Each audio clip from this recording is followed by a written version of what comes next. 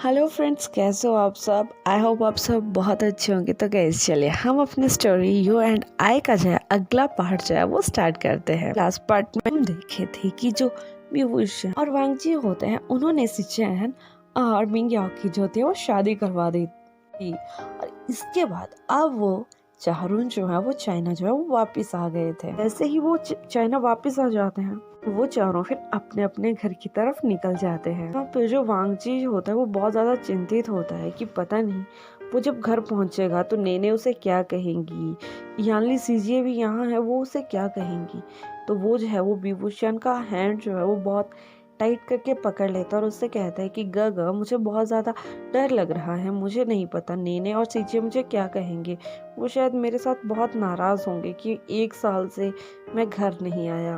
तभी विभूषण उसे कहता है कि नहीं, वो तुमसे नाराज नहीं होंगे, सब गलती मेरी थी, इसमें तुम्हारी कोई गलती नहीं थी, मुझे पहले आ जाना चाहिए था, तुम टेंशन मत लो, वो कुछ नहीं कहेंगे। इसके बाद वो दोनों जो है वो घर पहुंच जाते हैं। घर पहुंचने के बाद जो वांगजी होता है वो डोरबेल जो है वो बजाता है। तभी नेने जो होती है वहीं बैठी होती है सोफे के ऊपर, तो वो वहां से जो होता है वो डोर खोलने के लिए आ जाती है। जैसे ही वो डोर ओपन करती है तो जब वो वांगजी को वहां देखती है तो वो बहुत ज्यादा शॉक हो जाती है और शॉक के साथ साथ ही वो बहुत ज्यादा खुश हो जाती है। वो जल्दी से वांगजी को जो है वो गले लगा लेती है। अल्ली भी जो होता है वो डोरबेल की आवाज सुन के जो होता है वो अपने रूम से बाहर आ जाती है। जैसे वो देखती है कि वांगजी भी वुशियन के साथ में आ चुका है तो वो भी बहुत ज्यादा खुश हो जाती है और वो भी भागते हुए जो होता है वो वांगजी के पास आती है और वो भी उसे बहुत टाइटली जो होता है वो गले लगा लेती है। उससे कहती है वेलकम होम वांगजी, तुमने बहुत ज्यादा टाइम लगा दिया। वांगजी कहता है कि सीजिए thank you but I miss you so much. हाँ, मैंने बहुत ज्यादा टाइम लगा दिया क्योंकि आपका भाई सॉरी बोलने में बहुत ज्यादा लेट हो गया। तो ये सुनने के बाद वो सभी जो होता है वो हंसना स्टार्ट कर देते हैं और नेने जो होती है उन दोनों को अंदर आने के लिए कहती है कि तुम्हें भूख लगी होगी तो आओ मैं डिनर लगा लेती हूँ। इसके बाद वो सभी जो है मतलब वो खाना खाने के लिए चले जाते हैं। और यहीं दूसरी साइड हमें दिखाया जाता है कि जो लन सिचेन है और मिंग याओ है वो भी अपने घर जो है वो पहुंच चुके हैं। लेकिन जैसे ही सिचेन जो होता है वो अपने घर को देखता है तो वो बहुत ज्यादा हैरान हो जाता है कि उसका घर इतना डेकोरेटिव कैसे हो सकता है। लेकिन उसी समय में जो है उसका जो फोन होता है उस पे एक मैसेज आ जाता है। तो ये मैसेज जो होता है हमारे विभूषण की तरफ से होता है। तो विभूषण ने उसे कहा होता है कि एंजॉय योर नाइट, घर के डेकोरेशन की टेंशन मत लो, मैं तुमसे बाद में पैसे ले लूंगा बिकॉज ये सब कुछ मैंने करवाया है। जब हमारा सिचेन ये पढ़ता है तो वो बहुत ज्यादा मतलब उसके फेस पे एक स्माइल आ जाती है और या उससे पूछता है कि आप इतना ज्यादा क्यों हंस रहे हैं, ये सब कुछ किसने करवाया है। इसी समय जो हमारा याओ होता है कंफ्यूजिंगली सब कुछ देख रहा होता है क्योंकि उसे पता होता है कि सिचेन की फैमिली में कोई भी नहीं है। सिचेन के मदर फादर की डेथ काफी पहले हो चुकी थी और 2 साल पहले जो उसका एक इकलौता भाई था जिंगी, उसकी भी बाइक रेसिंग में जो थी वो डेथ हो गई थी। यहाँ ऐसा कोई नहीं था जो उनके आने के लिए इतना ज्यादा वेलकम मतलब उनका कर सके, वो भी इतने अच्छे तरीके से। तो तभी जो हमारा सिचेन है वो याओ को कहता है कि याओ, तुम्हें याद है मेरा वो एक खास दोस्त जिसका मैं तुमसे हमेशा जिक्र करता था। तभी याओ कहता है कि हाँ क्या ये सब कुछ उन्होंने किया है, कौन है वो, क्या आप मुझे उनसे मिलाएंगे। तभी जो हमारा सिचेन होता है वो याओ को कहता है कि याओ, तुम ऑलरेडी उससे मिल चुके हो। ये सुनने के बाद जो याओ होता है वो बहुत ज्यादा शॉक हो जाता है कि ऑलरेडी, बट मैं कब मिला उनसे। तभी सिचेन कहता है याओ, उसका नाम विभूषण है। जैसे ही याओ इस नाम को सुनता है तो वो शॉक हो जाता है। वो कहता है विभूषण मतलब वांगजी का हस्बैंड। तभी सिचेन कहता है वही। एक्चुअली हम दोनों एक दूसरे को बचपन से जानते हैं।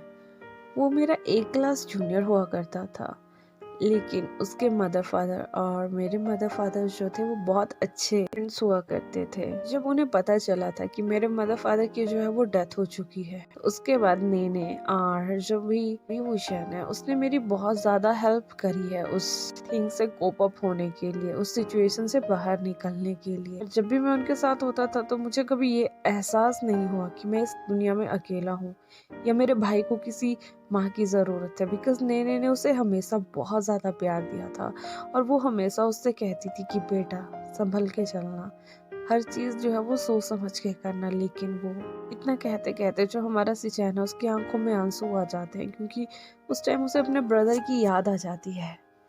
तभी वो याओ को कहता है कि तभी तो मैं वांगजी के साथ इतना घुल मिल के रहना पसंद करता था, क्योंकि मुझे उसमें मेरे छोटे भाई का फेस दिखाई देता था। मुझे ऐसा लगता था जैसे कि मेरा जिंगी मेरे पास है। इस समय जो हमारा याओ होता है वो समझ चुका होता है कि जो सिचैन है वो काफ़ी ज़्यादा इमोशनल होने लगा है। तो तभी वो थोड़ा मूड को जो होता है वो उसके रोमांटिक बनाना चाहता था। तो तभी वो हल्के से जो होता है वो अपना डोर जो होता है वो बंद कर देता है और उसको जो होता है वो डोर के साथ में जो है मतलब प्रेस कर देता है और हल्के से उसके फेस के ऊपर अपनी एक उंगली से जो होता है वो एक उंगली फहरा रहा होता है और हल्के से फिर उसके लिप्स के पास आता है और उसके लिप्स पे एक पिक दे देता है। उसके बाद वो उसके फोरहेड पे किस करता है, उसके गालों पे किस करता है और फिर हल्के से उसके ईयरलोब पे चला जाता है और वहाँ किस करता है, जिसकी वजह से जो हमारा सिचैन होता है वो भी काफ़ी हॉट फील कर रहा होता है।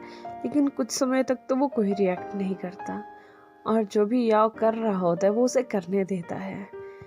तो जब हमारा याओ जो होता है वो उसके लिप्स पे किस कर रहा होता है तो वो किस जो होती है ना वो बहुत जेंटल होती है। फिर हल्के से जो याओ होता है वो उसकी गर्दन की तरफ जो होता है वो उतरना जो है वो स्टार्ट कर देता है और जो याओ होता है वो सिचैन का ब्लेजर जो होता है वो वहीं खोल देता है और हल्के से जो होता है उसके शर्ट के बटन भी खोलना जो है वो स्टार्ट कर देता है। लेकिन इस समय तक जो सिचैन होता है उसका मूड बहुत ज़्यादा खराब हो चुका होता है। मतलब अब उसकी गाड़ी जो थी वो आउट ऑफ कंट्रोल होने वाली थी। वो बहुत ज़्यादा मतलब वो टर्न ऑन हो चुका था। तभी वो जो है वो याओ को जो होता है वो ब्राइडल स्टाइल में कैरी करता है और अपने रूम तक ले जाता है। जब वो रूम पे जाता है तो वो देखता है कि बेड को भी बहुत अच्छे से डेकोरेट किया गया है। तो तभी वो याओ को जो होता है वो बेड पे बिठा देता है।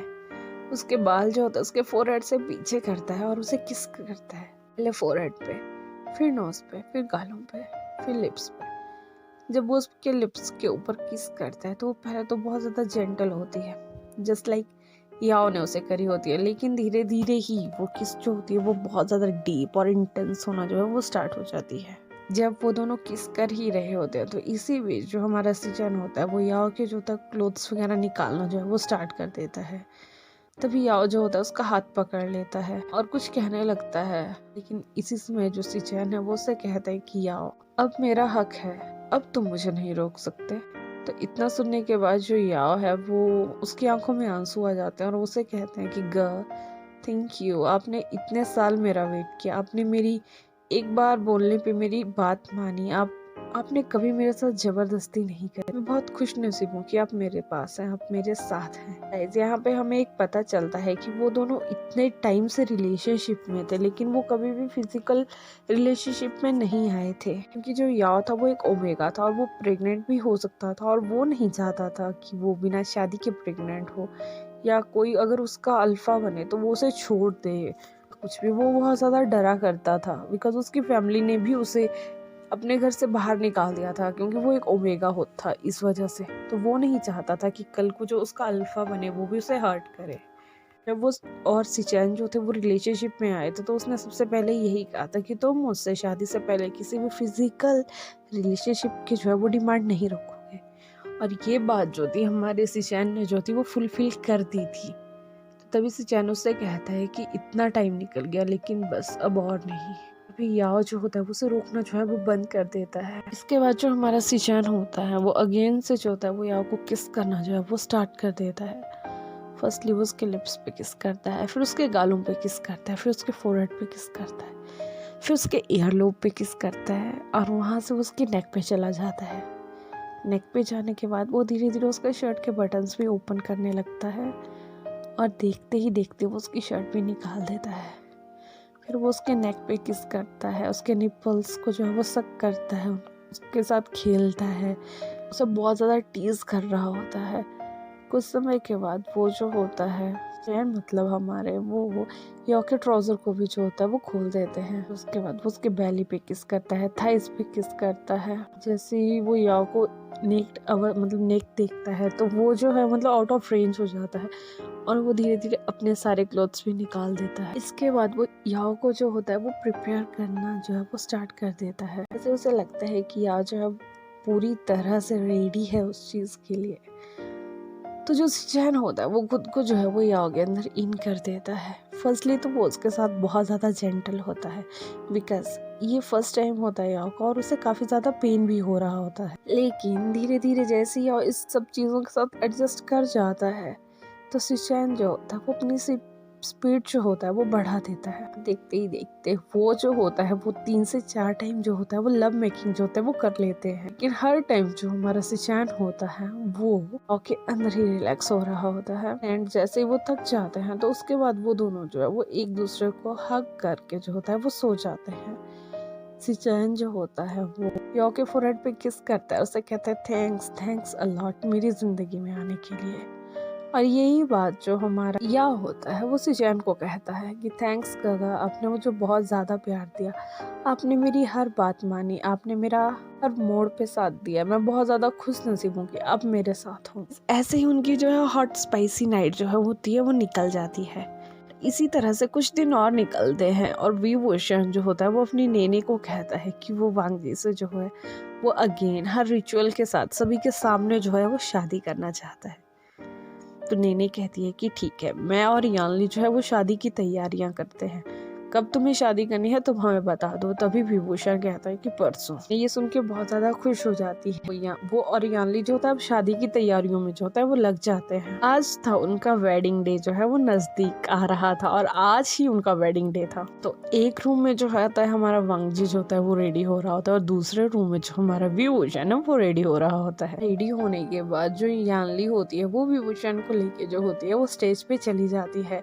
वहाँ पे उनके सारे रिलेटिव्स जो होते हैं वो आए होते हैं, उनके फ्रेंड्स होते हैं, जितने भी आस पड़ोस के घर वाले होते हैं वो होते हैं। अब जो हमारा विभूषण है वो जो होता है अपने वांगजी का जो होता है वो वेट कर रहा होता है। तो वांगजी जो होता है दूसरी साइड से नेने के साथ आता है और जो हमारा वांगजी होता है वो व्हाइट अटायर में बहुत ज्यादा खूबसूरत लग रहा होता है। और यहाँ पे जो हमारा विभूषण होता है उसने ब्लैक एंड व्हाइट अटायर डाला होता है। जैसे ही हमारा वांगजी जो होता है वो स्टेज के पास पहुंच जाता है तो विभूषण जो होता है उसे बहुत प्यार से जो होता है वो स्टेज के ऊपर ले लेता है। उसके बाद फादर्स जो होता है वो उनसे कहता है कि क्या तुम दोनों एक दूसरे को सुख दुख में दर्द में पीड़ा में और बुढ़ापे तक एक दूसरे का साथ देने के लिए तैयार हो। तो वो दोनों कहते हैं कि हाँ हम तैयार हैं। इसके बाद फादर उन्हें कहते हैं कि अब तुम्हें अपनी शादी को लॉक करना है तो तुम एक दूसरे को किस कर सकते हो। इसके बाद जो हमारा विभूषण होता है वो वांगजी को बहुत स्वीट सी एक किस करता है सबके सामने और सब बहुत खुश होते हैं, क्लैप करते हैं और उसके बाद उन दोनों को जो है वो सब जो होते हैं वो बहुत ज्यादा कांग्रेचुलेशंस देते हैं, फ्लावर्स देते हैं, गिफ्ट्स देते हैं। इस तरह से उन दोनों की शादी भी हो जाती है। ये आज का चैप्टर हम यहीं फिनिश करते हैं। कल का चैप्टर जो होगा वो अगेन रोमांटिक होने वाला है। होप सो आपको मेरा आज का चैप्टर जो है वो अच्छा लगेगा। अगर अच्छा लगेगा तो लाइक कीजिएगा, कमेंट कीजिएगा, फ्रेंड्स के साथ शेयर कीजिएगा और जिन्होंने मेरा चैनल सब्सक्राइब नहीं किया है वो भी मेरा चैनल सब्सक्राइब कर दीजिएगा। और हाँ, सबसे बड़ी बात, अपना ध्यान रखिएगा। Bye bye, take care.